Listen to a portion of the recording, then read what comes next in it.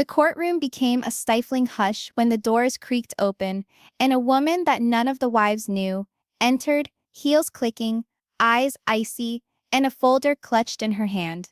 Kody's face lost all color. This woman was going to ruin everything. But nobody had any idea how deep the deception was, until Christine rose, pointed right at her, and whispered, "Tell the truth, or I will." You think you've ever seen drama on television? Wait until you see what went down in that courtroom. Hang in there until the very end, because what's uncovered in the last testimony flips everything on its head. Share your thoughts in the comments. Who do you believe? Kody, the wives, or the stranger? It began like a loose strand of yarn unraveling. Initially just rumors. The type of rumor that spreads through town like wildfire with no beginnings, no substantiation, only suspicion. Christine had first heard it from her friend. Then Meri heard it from her church group. And then Janelle got a mysterious text from one of Kody's old co-workers. "You need to ask your husband who Tessa's." The name didn't sound familiar, but the mood changed. The family group chat became heavier with silence. And when Robyn confronted Kody head-on, he snapped. "No, don't begin with your paranoia," he had stormed, slamming his coffee cup on the counter. That was the start of the end. Kody Brown used to be secretive. But now, he was defensive, angry, and that's what terrified them most. Meri contacted Christine in private the following day. It was the first time they'd spoken in weeks. "Do you think he's cheating?" Christine didn't say anything. She didn't have to. She was never far from the courthouse. Papers at the ready. "I'm filing. If something is going on, I'll bring it out into the open." The lawsuit wasn't about adultery, it was about betrayal, emotional abuse, manipulation. The wives had had enough of being pawns in Kody's game. Robyn was reluctant at first, but when she opened the family savings account and saw that it was all but drained, she fell to the kitchen floor. Janelle caught her mid-collapse. That's when she made up her mind. She'd testify too. All the secrets Kody had ever attempted to hide were now coming back to haunt him in front of cameras, journalists, and judges. But it wasn't until the first hearing that things went from scandalous to bizarre. When the wives sat down, subdued colors, tear-stained eyes, Kody entered by himself. His attorney, frazzled. He didn't glance at any of them. He gazed straight ahead at the bench, cold, rigid. Then the courtroom door swung open, and she stepped inside. Long red coat, black stilettos, a pulled-back bun, piercing eyes. Christine's hands cramped in her purse. Here the woman spoke softly to the bailiff, passed him a folder, took a seat in the witness row. And Kody refused to glance at her. Who was she? What was inside the folder? And why was Kody all of a sudden sweating through his collar? "That's her," Meri breathed to Janelle. "That's Tessa. You won't believe who this mystery lady actually is, and why her later testimony will turn the courtroom upside down." As Judge Alvarez entered and the hearing formally started, Christine asked to proceed to emergency trial scheduling. Because of incoming witness testimony, she stated, this case could have examples of moral wrongdoing, perjury, and willful emotional harm. The judge nodded, raising his eyebrows. Kody protested. Loudly, too late. The courtroom was underway now, and the stranger, Tessa, was already being included on the official list of witnesses. The wives had no concept that the coming 2 weeks would lead them face to face with a tale darker than they could have ever envisioned. A tale that extended years, state lines, and into Kody's secret past. "If she's lying," Kody told his lawyer through clenched teeth, "I'll bury her in court." But what if she wasn't? The judge turns to the courtroom. "We will begin with testimony from the unnamed witness at 9 a.m. tomorrow." Christine turns pale. Robyn gasps, and Kody walks out without saying a word. The morning sun spilled through the courtroom windows, casting long shadows over the worn wooden benches. A silent tension settled on the room like mist. All the seats were taken. Reporters, bloggers, a couple of old family friends who hadn't spoken to the Browns in a decade, and naturally, the wives sitting together, but each enveloped in her own whirlwind of feeling. Christine hugged her pen, as if it were a gun. Janelle riffled through a legal pad, reading not a single word. Meri just sat there, hands clasped in her lap, face inscrutable. And Robyn, she just cried and cried. Her tissues had run out long before the hearing even started. And then the door swung open, and she entered once more. "Tessa." Not one of the wives had ever laid eyes on her prior to this case, and yet the manner in which she walked, quiet, assertive, unremorseful, caused shivers to run down Christine's spine. She was wearing the same red coat. She was impassive. She nodded at the bailiff, and when she was called, she walked onto the stand without hesitation. Kody didn't even glance up. He gazed at the table in front of him as if commanding it to devour him whole. The courtroom breathed a collective pause. "I believe you have a statement to make," the judge stated. Tessa nodded. "Yes, Your Honor." She set a tiny flash drive on the table. "I was in a dating relationship with Mr. Kody Brown for 3 years. It started when he was still spiritually married to Christine and Janelle, and lawfully married to Robyn." A shudder ran through the gallery. Robyn's sob was caught in her throat like a firework going off in reverse. Janelle's mouth fell open. Christine did not flinch. She had anticipated, but hearing it said out loud in court still came at her like a freight train. "I have phone records, emails, hotel receipts for stays in his pseudonym named James Keller." Tessa's voice did not quiver. "I didn't even realize he was still actively married initially. When I discovered, I instructed him to terminate it. He claimed he was going to leave the others in succession. He told me they were toxic." Kody jumped up abruptly. "That's a lie. Sit down, Mr. Brown," the judge snapped. He did, just barely. His knuckles were white, his hands were shaking. "I didn't come here to ruin anyone's life," Tessa went on. "But he promised me a future, a home, a child." Christine's head jerked up. Meri breathed softly. "Child?" Tessa paused. Her previously steady hands fluttered once. "I had a miscarriage last year." There was a stunned silence. "I wasn't going to come forward," she went on. "But when I saw him on TV, denying everything, faking to be this perfect patriarch, I couldn't let it go." A box of tissues circulated wordlessly from one wife to the next. And in an instant, the center of gravity in the courtroom changed. Because suddenly, the wives weren't just fighting Kody anymore. They were deconstructing everything he had constructed. The judge posed some questions for clarification. Tessa's responses were even-tempered, precise. She cited dates that coincided with periods Kody had said he was working away from town. She spoke of the nickname he bestowed on her, "my real girl." Emails corroborated it. Christine leaned forward, hushed to her attorney. Then the playback. The courtroom screen began to flicker. A computer audio file. A recorded voicemail from Kody, made exactly 1 year ago. "Hi Tess, I miss you. I've told Robyn that I'm going away on a business trip next week. I'll be at the cabin on Friday, same location. I love you. Don't forget to pack that red scarf." Robyn emitted a mixture of scream and sob. She covered her face with her hand, doubled over, trembling. Her lawyer acted fast to cover her from cameras. Christine stared in otherworldly serenity. Her expression was granite.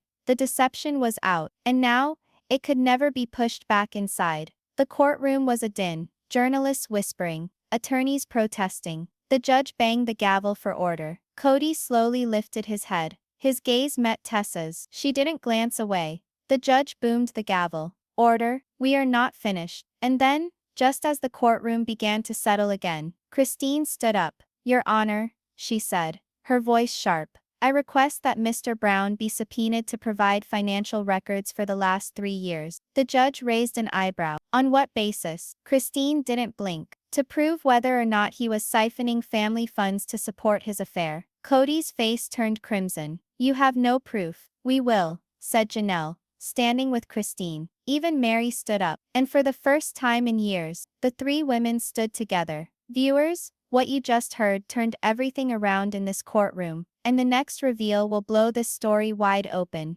The judge approved the subpoena. Court adjourned for the day. Outside, bedlam, paparazzi, commentators, reporters yelling questions. Inside, silence, just a broken man, and 4 women rebuilding their voices. Tessa went out the side door. She didn't turn back, but Kody did. Because something in her eyes warned him, this wasn't ending. It was just starting. The next morning, the courtroom did not feel like a courthouse. It felt like a time bomb. The wives were seated beside each other once more, but now something was different. Janelle leaned ever so gently into Christine, as they hushed in anticipation. Meri, normally aloof, placed a reassuring hand on Robyn's arm. Robyn was clearly shaken. Her eyes were puffy, shoulders scrunched up like she was attempting to fade away. She hadn't spoken since Tessa's testimony. And Kody sat alone, his chair somehow too large, his suit too small. He kept tugging at the collar, as if it were choking him. He'd arrived without making eye contact with anyone. His swagger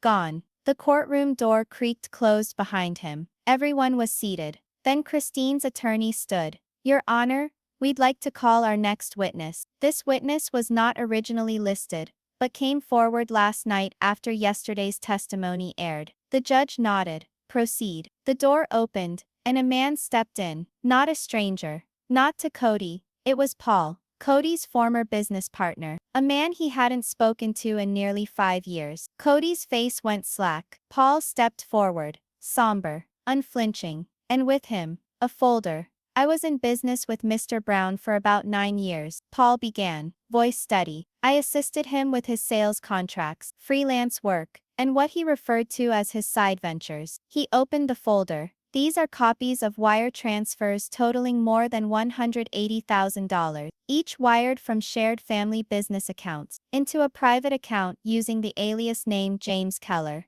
Gaspings filled the room. Christine stared at Janelle. Janelle's grip on her pen was so tight it broke. Meri blinked in shock. And Robyn. Robyn just stared at Kody, her lips slightly parted, her eyes begging, not for forgiveness, but for an explanation. Kody didn't look at her. He just buried his face in his hands. Mr. Brown explained to me, Paul went on, that the money was going into property investment. I trusted him, until I caught on to the pattern of the deposit. Trips, hotel bills, purchases at a private jewelry store in Flagstaff. I made lists. When he cut me off after a check bounced, I knew something was off. Christine rose. Your Honor, can we introduce Exhibit C? A red gemstone necklace, bought with family money, as a gift to Tessa. The judge nodded. The clerk held the necklace in a plastic evidence bag. It glowed beneath the courtroom lights. Red, daring, costly. Robyn winced. She recognized that necklace, not from her own dresser,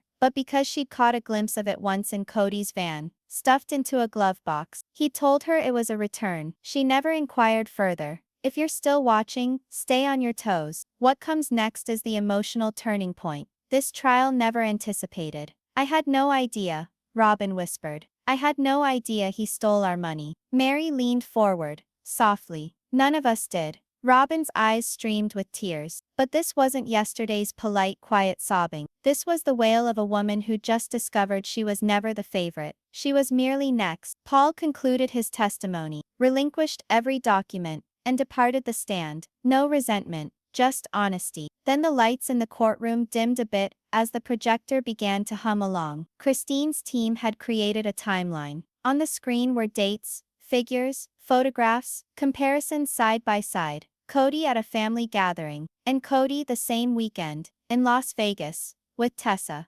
arms wrapped around her, smiling. Robyn held her stomach and fled the room. The judge called for a 5-minute recess. In the corridor, the cameras flashed as Robyn crumpled into a bench, crying hysterically. Christine followed her. For the first time in years, not to confront, but to support. She betrayed me, Robyn wailed. He betrayed me. Christine said nothing. She merely sat down next to her, silent, but not unfeeling. In the courtroom, Kody sat alone. For a long time, too long. The judge returned. Mr. Brown, do you have a response? He gazed up, eyes bloodshot, lips parched. I didn't mean to hurt anyone, he stammered. I was trying to construct something new. I was going to get honest. I just didn't know how. You spent more than $180,000 in family funds, the judge said sternly. You constructed an alternate life. No, Kody stood. It wasn't like that. I cared about her, but I didn't stop caring about them. Christine laughed once, cold and empty. Don't you dare, she snapped. Don't you dare tell us that you loved us. Kody's eyes moved frantic. Meri,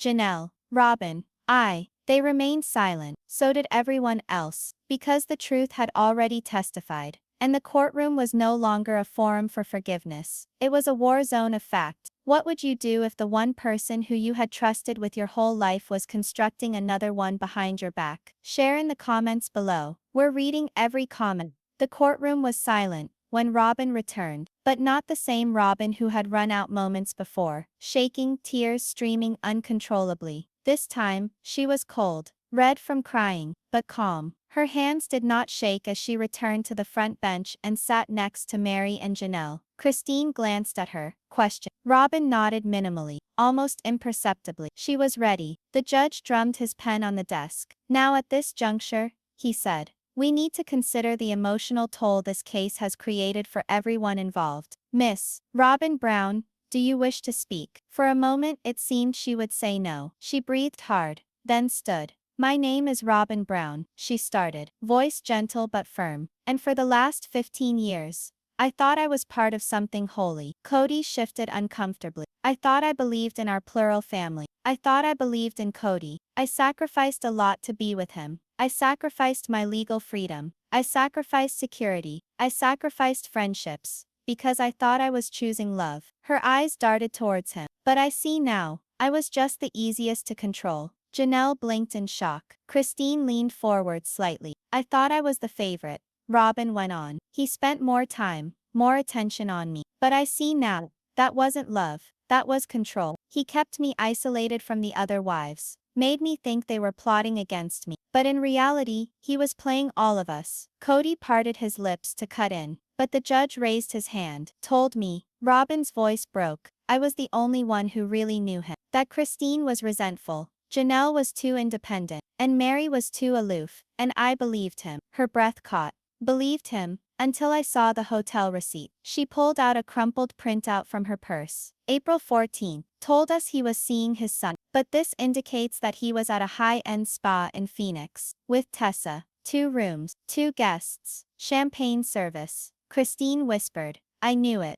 Janelle gritted her jaw. Robyn gazed at the paper. He spent money on her that he never spent on us. Then she gazed directly at Kody. Her eyes did not soften. You didn't only betray your wives. You betrayed your children. Do you realize what Aurora asked me when she saw the news? She wanted to know if you were going to create a new family now. One in which the children wouldn't have to plead for attention. Kody slumped lower in his chair. You made me lie to my kids, Kody. You made me think you were keeping us safe. But you were keeping yourself safe. She sat down. The courtroom did not stir. No one had the courage to speak, because what she had just said was not a statement. It was an unraveling. Right now, all that Kody attempted to hide is blowing up before him, and he does not even know what else is yet to come. The judge cleared his throat. Miss Meri Brown, would you like to say anything? Meri rose slowly, not weak, intentional. I was the first wife, she explained. I married Kody when we had nothing. When we were broke and renting basements and dreaming of a future. I was there before the show,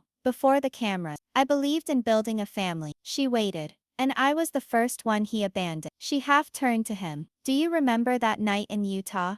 When I said I'd try to repair things, but I was exhausted. I said you had too much emotional baggage. She breathed in. I carried that around for years. Thought it was my fault. I blamed myself when you divorced me legally, so you could marry Robyn. I let it happen because I thought I was doing it for the family. She felt a tear roll down her cheek, but she didn't brush it away. I gave you 30 years, Kody, and you gave me humiliation. She dug into the pocket of her coat, retrieved an envelope. This is a letter from my daughter. She wrote it in the last year, after she watched us fight at her graduation. She never gave it to you, but I believe now, the court needs to hear it. She presented it to the judge. The judge read it out. Dear Dad, I hope one day you realize how much Mom needed you. I hope you get that love isn't control. And it's not winning an argument. It's about being present. You quit being present. Silent. Christine cried openly. Even Janelle looked away, fighting tears. Kody massaged his forehead. His shoulders slumped.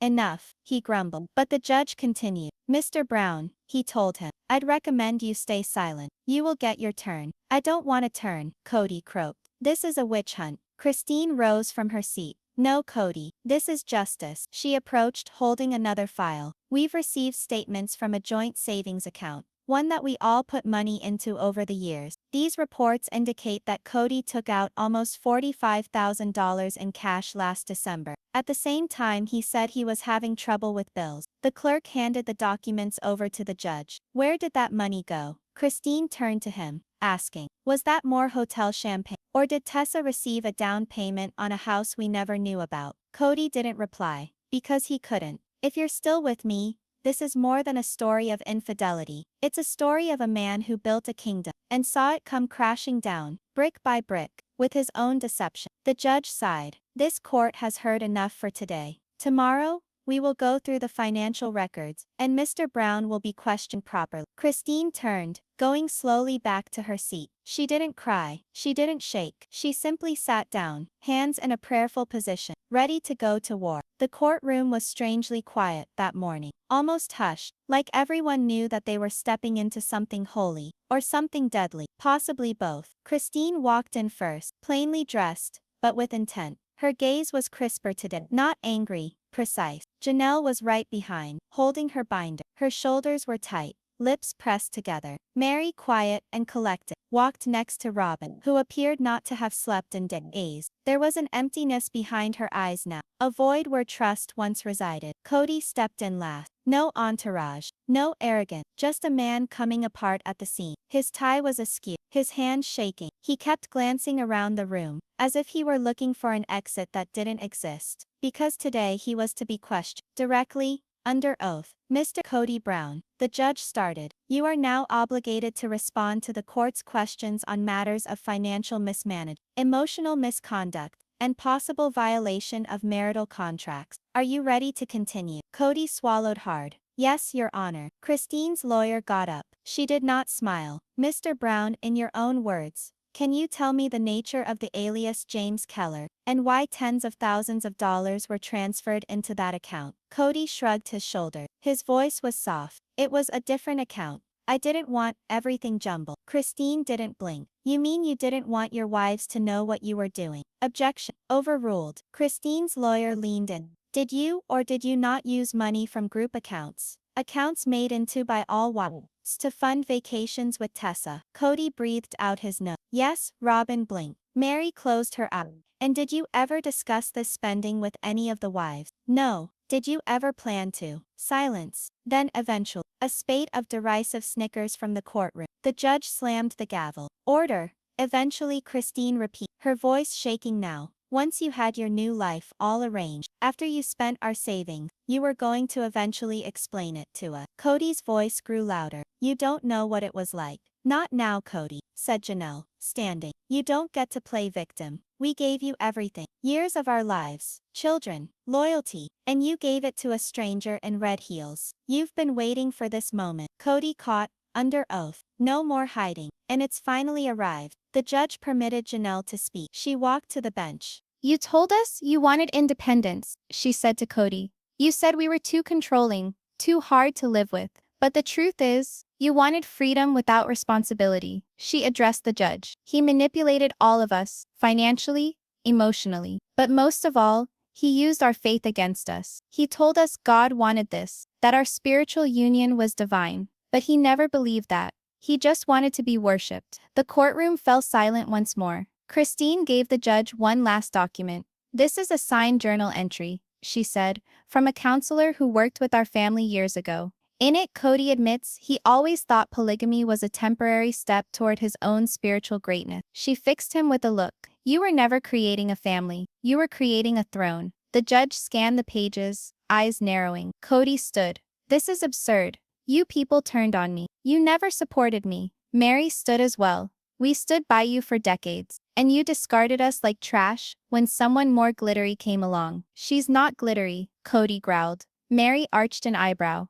Then why did you do everything we requested, but were constantly told no? He didn't respond. Christine stepped forward. You made us feel that we were unlovable, that we weren't doing enough. But it was never about us. It was always about you. Tears rose to her eyes. I pleaded with you, Kody. I pleaded with you to attend counseling. I pleaded with you to appear for our daughter's surgery. And each time you told me I was making you the bad guy. Janelle continued. We weren't making you the villain. You created that role the day you created a second life, without even informing us. Kody's mouth dropped open. But he couldn't say anything. Picture yourself in a courtroom filled with the people that you said you loved, and finding out each of them now views you as a stranger. That's where Kody is today. The judge shut the binder. I believe we've heard enough to proceed, he said.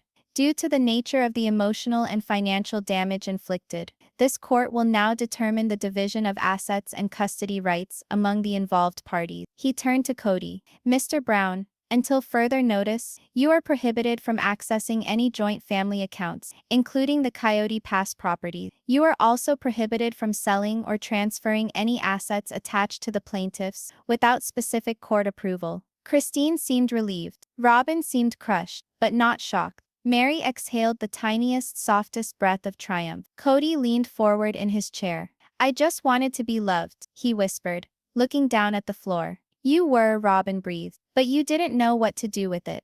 The courtroom emptied slowly. Christine hugged her attorney. Janelle had her arms around her daughter waiting outside. Robyn sat by herself in the front row, tears flowing down her face once more. Meri walked over, grabbed her hand. For the first time in years, the wives stood united. Kody stayed seated, alone, because for once, no one was running after him. And now the true judgment starts. Rain pounded gently against the courthouse windows as Session 6 opened. Mood had changed again, darker now, more intimate. Not legal this time. This was personal. The gallery was subdued. Fewer people, no reporters huddling, no photographers waiting, just family. Because today, the children testified. The judge put on his glasses, scanning a fat folder just handed to him by Christine's lawyer. He looked warier than normal, more strained. Multiple letters and statements have been received by this court from the plaintiff's children as well as the defendant's children, he stated. We don't require minors to testify, but their voices have been asked for by both parties and will be taken into consideration. Kody shifted position. His leg bounced uncomfortably beneath the table. His gaze flicked to the wives, but they didn't look back. Christine's daughter, Isabel, was the first called. She entered slowly holding a creased piece of paper. She was uneasy, but resolute, and when she sat in that witness stand, the entire room leaned in. My name is Isabel Brown. I'm 21, and I asked to talk. Kody straightened. I had big surgery on my back at 17, she said. It was terrifying. I hurt all the time. I asked my dad to come. I pleaded. She looked at him. He would not look at her. But he didn't come. A harsh inhalation pierced the air. Janelle's. He told me travel was unsafe, that he had a job to do. But then I found photographs of him in Sedona that same weekend, hiking, grinning. Her fingers shook ever so slightly. That's when I understood I wasn't a priority. None of us were. Not unless we made him feel in control. Christine breathed in. Robyn glared at her lap. I'm not saying he's a bad person, Isabel continued, but he prioritized someone else's comfort over my pain, and that's something I still live with. Kody's lips dropped open, then shut. No attempt to defend. No longer. The judge nodded graciously. Thank you, and suddenly the children's truths overshadowed the adults' drama, because this wasn't about betrayal anymore. It was about hurt. Then Savannah, Janelle's daughter. She did not testify in court, but her testimony was read into evidence. He didn't call anymore. After we broke up, after Christmas, after my birthday, I used to count the days until texts again. Then I quit counting. Christine dabbed at her eyes. He told me he didn't know how to communicate with us anymore. That the wives made it difficult. But we're his children. Why should we have to request a dad? The courtroom dropped into complete silence. And then, in a soft voice, the judge said, there is one other letter, asked to be read last. He glanced at Meri. From your son. Meri nodded once. The judge slowly opened the envelope. The paper within had been creased countless times. Dad, it started. I know we don't communicate. That's fine. I've learned to cease expecting texts. For sorries, for birthday calls. But there is one thing I do want. Honesty. Kody ground his jaw. Just tell the truth. Tell you didn't want us anymore. Tell us we were too much. Tell us you were exhausted. That's okay. Don't lie about it being because we stopped loving you. We didn't. You left. And one day when you're old, and the house is quiet, and there's no one to impress anymore, I hope you remember how still it was when we needed you. That's the silence you left behind. Meri's eyes were shut, quietly weeping down her cheek. Kody sat stock still, eyes fixed in front of him, clenched jaw, ashen. The judge refolded the letter. I think the children's testimonies say all that needs to be said, he said, his voice heavy. And I recommend both of you to seek counseling or reconciliation sessions outside of this courtroom, not for yourselves, but for the children's lives still carrying the burden of these decisions. Christine rose. We've attempted, but we can't continue holding the fragments together for someone who continues to shatter them. The judge nodded gravely. Then, at that instant, Kody rose, not majestically, not defiantly, but like a man whose knees were about to turn out from under him. "I'd like to say something," he croaked, his voice gravelly. The judge hesitated, then granted it. "I thought I was doing the right thing," Kody started. "I thought establishing order, being assertive, setting boundaries, was love." He glanced at the wives, and then, at last, at the gallery where the children sat at home, watching on TV from far-flung parts. "But I realize now, I wasn't leading, I was controlling." Christine glared up. "I understand now," he went on, "that I put up walls and I called them boundaries, that I denied affection, and I called it structure. I understand now that I didn't lose my family. I pushed them away." His voice broke. "I don't ask for forgiveness. I don't ask you to believe me, but I just want you to know. I regret it. This is the moment you've been waiting for. The crack in the armor, the confession no one saw coming. But is it too late?" The judge remained quiet for a beat. Then, "Thank you, Mr. Brown." Robyn stood slowly, walked forward, not toward Kody, toward the bench. "I'd like to request full custody of my children," she said, voice clear. "Sole custody, no joint visitation until further review." Kody's head snapped up, but the judge held up his hand. "I will consider it, Mrs. Brown. Due to the emotional testimony, it will be considered serious." She nodded and walked away, without a glance. Christine, Meri, and Janelle trailed behind her, in silence, not in triumph, but in closing. Kody alone remained in the courtroom, standing before the judge, his hands trembling, lips open, and, for the first time in his life, no one was hearing his tale, only the repercussion. It had been 4 days since the final court hearing. 4 days of muteness from the wives. 4 days of news stories Kody couldn't avoid. Brown patriarch faces custody freeze. Ex-wives unite in court bombshell. Children testify against Kody Brown. He hadn't left his rental home, not even once. The calls ceased. The texts faltered. Even the production team, the ones who trailed behind him with cameras, questions, and gentle flattery, had fallen silent. But today Kody came back to court,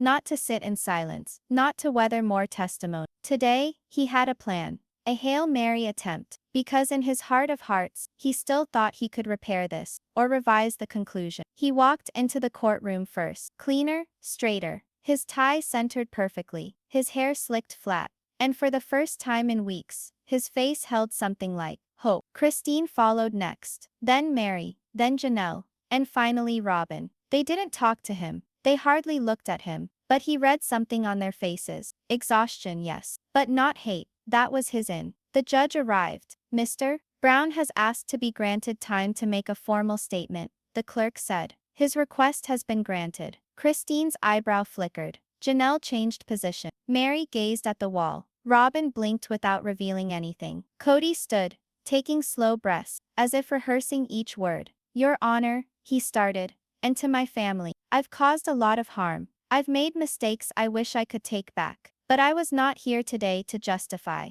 I've done all that I need to do." He looked at the wives. "I came to return something to you." The judge shifted his position slightly. Kody pulled out of his jacket pocket and unfolded a piece of paper. "This," he said, "is a notarized letter, releasing my financial interest in all common property, including Coyote Pass, effective immediately." Gasps filled the courtroom. Even the judge's eyes widened. Christine appeared stunned. Janelle mouthed something to herself. Robyn stared, her lips quivering. "You're giving it up?" The judge asked for clarification. Kody nodded. "I am. I don't want anything. Not the land, not the money, not the house in Flagstaff. I'm walking away from it all." He turned once more, turning his back on the gallery, "because none of that matters. It never did. I believed that power made me safe. I believed that control was love. But I was mistaken. You were correct." He paused, then spoke, softer. "I failed as a father. I failed as a husband. But I don't want to fail as a man." Christine's hands shook in her lap. Janelle averted her eyes, blinking rapidly. Robyn's lips parted.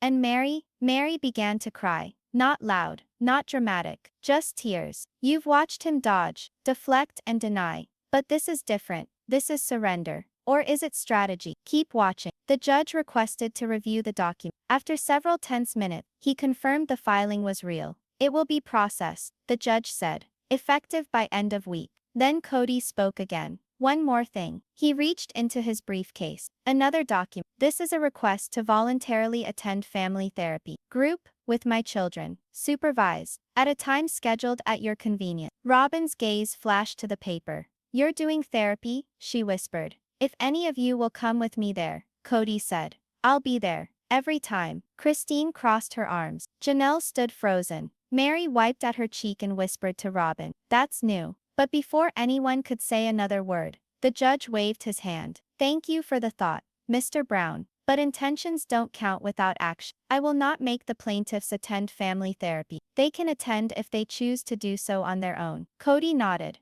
I understand. Then Robyn stood. I'll go, she stammered. But not for you, for the children. Meri got up next. Me too. They need us, even if they don't need him. Janelle said nothing. Christine didn't say anything. But neither of them left the room. The judge sent the courtroom into recess. Outside, cameras flashed once more, but the reporters were more subdued, observing, attempting to read faces rather than pursue sound bites. Christine strode to her vehicle. Janelle trailed behind, silent. Meri and Robyn huddled together, speaking in hushed tones. Kody left alone, but he hesitated halfway up the courthouse stairs, turned back, and glanced over his shoulder. Within, the courtroom was vacant. But for the first time, he didn't seem lost. He seemed done. The man who had 5 families in his hands just gave it all away. Or was it redemption? Or a last show? What do you think? Sound off in the comments. We're reading every word. The last day in court came with another sort of tension. Hushed, dense, nearly respectful. It wasn't chaos anymore. The media was exhausted. The gossip blogs were on to something else. But for those of us still in it, Kody, Christine, Janelle, Meri, Robyn, this wasn't the conclusion to a court case. It was the dissolution of a family. The judge walked in, and everyone stood up, then sat down. This hearing is now in final session, he announced. Today we'll deliver final rulings on financial restitution, property division, custody agreements, and protection orders, if necessary. Kody sat rigid, eyes locked forward. He hadn't tried to speak to any of the wives today. There were no last-minute letters, no folded documents. He had nothing left to hand over, only what would be taken. Christine seemed calm, but her leg bounced up and down beneath the table. Janelle played with a pen, spinning it end over end. Meri sat folded up with her hands, one ring missing from her finger, the same one she'd never removed in all these years. Robyn sat next to her, manila envelope covering her lap, no makeup. No shields. The judge spoke. First, monetary reimbursement. Mr. Brown will have to reimburse a combined total of $87,400, verified to have been taken from joint family funds and used for purposes other than the benefit of his family. This money is to be split equally between the plaintiffs. Kody drew in sharply, didn't protest. Second, the judge went on. Ownership of all the remaining Coyote Pass property shall go over to Christine, Janelle, Meri, and Robyn Brown, in equal proportion. Mr. Brown relinquishes all right to the property. Christine closed her eyes. Janelle gazed at the desk. Meri appeared bewildered. She hadn't anticipated equal distribution. Robyn gripped the envelope more firmly. Third, said the judge, concerning custody of minor children in the care of Mrs. Robyn Brown. They all leaned forward. So physical and legal custody is granted to Mrs. Brown. Supervised visitation only will be granted to Mr. Brown, subject to review every 6 months. Kody finally responded. His fist nodded up. Your Honor, he started. His voice strained. No, Mr. Brown, said the judge. The testimonies have been heard. The ruling is final. You can file a request for re-evaluation after 6 months of regular visitation and counseling. Robyn's head dropped low. She smiled not. She wept not. She nodded only. Fourth, the judge went on. Concerning protection orders, Christine lifted her eyes. There is no present evidence to indicate a threat of physical violence. Nevertheless, because of extreme emotional distress, a no-contact order is issued to Miss Christine Brown for 1 year, unless contact is made by her. Kody nodded slowly, then mouthed, understood. The judge placed his hands palm down on the table. This court will now render its final verdict on the case. The air in the room was held suspended. This case has not been merely about property or money. It's been about family, about the misuse of power within that family. What started out as a spiritual partnership among 5 adults has become an allegory for control, secrecy, and emotional abandon. Christine nodded her head. almost imperceptible. Janelle blinked to push away tears. Meri sat stiffly, jaw set. Robyn clutched the envelope as if it were a lifeline. Kody's face was blank, utterly blank. You've hung with us through every surprise, every revelation, every heartbreak. And now, the verdict is complete. But what's next? That's what you need to know. This court encourages all parties to seek therapy, together if possible, for the sake of the children and yourselves. Pain doesn't disappear in verdicts. Healing begins after them. The gavel came down, and just like that, it was over. Everyone stood. Christine was the first to leave. She walked calmly out of the courtroom, into the morning sun, head high. Janelle followed, placing her hand briefly on Meri's back before moving forward. Meri turned to Robyn. Are you okay? She asked. Robyn shook her head. Not yet, but soon I will be. And then she held up the envelope. I wrote him a letter, she told Meri. I don't know if I'll give it to him, but I had to write it. Meri nodded. That's healing too. Kody remained in the courtroom long after it had emptied. He was in the front row. The judge had departed. The clerks had left. Only the custodian, quietly picking up papers, was left. Kody didn't budge, because for the first time, there was no camera crew, no spotlight, no wives, no children, only a man, alone in the courtroom where everything disintegrated. He reached into his coat, pulled out a creased photo. All 5 wives, all the kids, smiling before the secrets, before the silence, before the collapse. And for one brief moment, just a single passing second, his hand trembled, but he did not cry. He creased the photograph, stuffed it back into his coat pocket, and stood. Walked out, not towards anyone, not towards anything, simply away. Now we pose the question to you. After all that you've seen, do you think Kody Brown deserves redemption? Or did this courtroom just provide him with what he deserved? Leave your opinions in the comments. Your voice counts.